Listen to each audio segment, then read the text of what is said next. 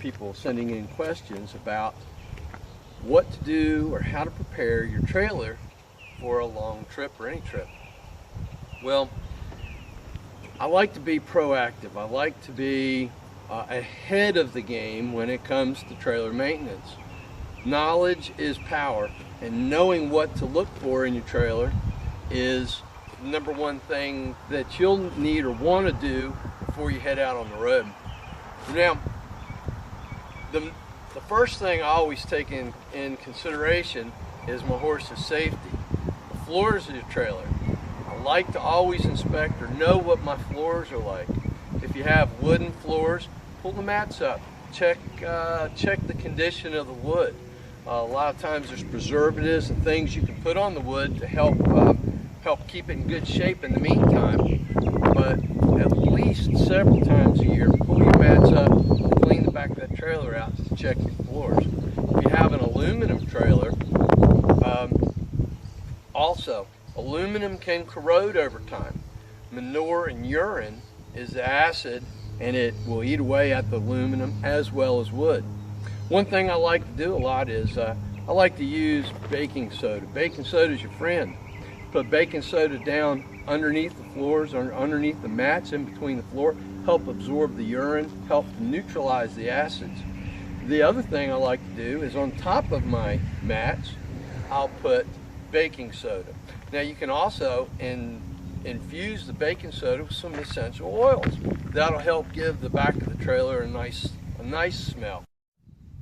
So after we sweep out the trailer, we sprinkle baking soda down and sweep it around so that it helps neutralize the odors. And you can even add your favorite essential oil to it and make it smell really fresh.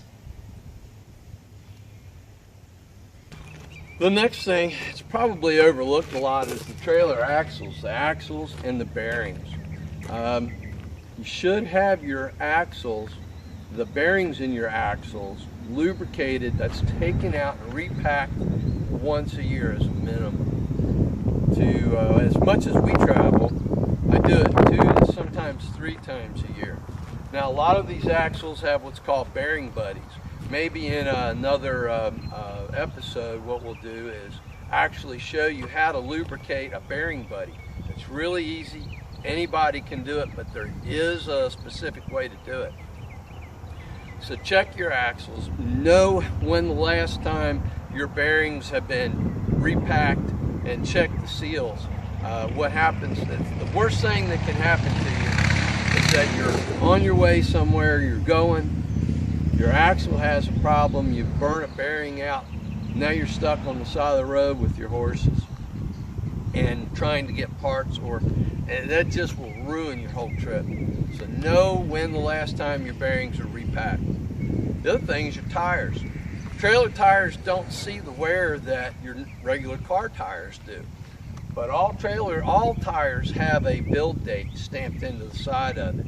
So you can go Google that. Each brand has it in a little bit different place.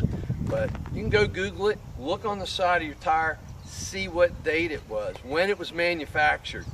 Your average length for a tire to wear on your horse trailer or any trailer is 5 to 7 years. So if your trailer tire is over 5 years old, think about it's time to get it replaced. So be proactive about those 2 things. The next thing is, and I'll walk down here, is your hitch. These are the major things that can go wrong.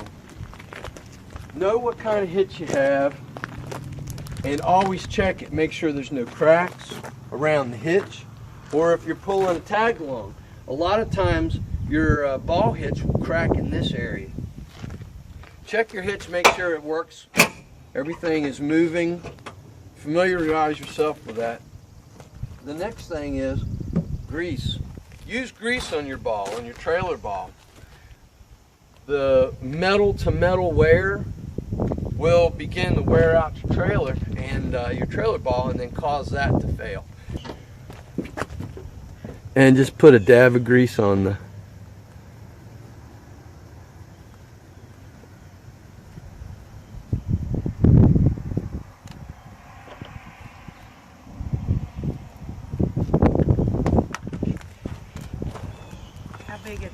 just a finger full. That's plenty. And just rub it all Yep. over. That's it. How often should I do that? Every time. Every time I haul my Every time you hook up. Perfect. Thanks. The next thing I always carry with me, because the next thing is the electrical. All trailers have a breakaway switch. Okay. Now what happens is, in the event that your hitch were to fail, or your trailer came unhitched, as the trailer moved away from the truck, this would cause your brakes to come on. If you have a living quarters trailer, usually that is tied into the battery of your trailer. So usually you know that your batteries are good. If not, if you don't have a living quarters, your breakaway hitch has its very own battery. Check that at least once a year, if not more often. Make sure that it's good almost every time you go out. The other thing I always keep with me is some electric cleaner. This can get you out of a little bit of a mess, because a lot of times our electrical hookups are neglected. A little bit of spray of that will clean the connections and put a protective coating on it. If you're getting ready to hook up and your trailer lights aren't coming on, because you walk around and inspect that every time you go, a little spray of electric cleaner, not only on your trailer plug for the trailer, but on the plug-in for your truck. Make sure you always carry that, because you never know when that's going to be a problem. The other thing I always carry with me is a little bit of WD-40. A little WD-40 will go a long way with stuck bolts or something, a hinge that's not working.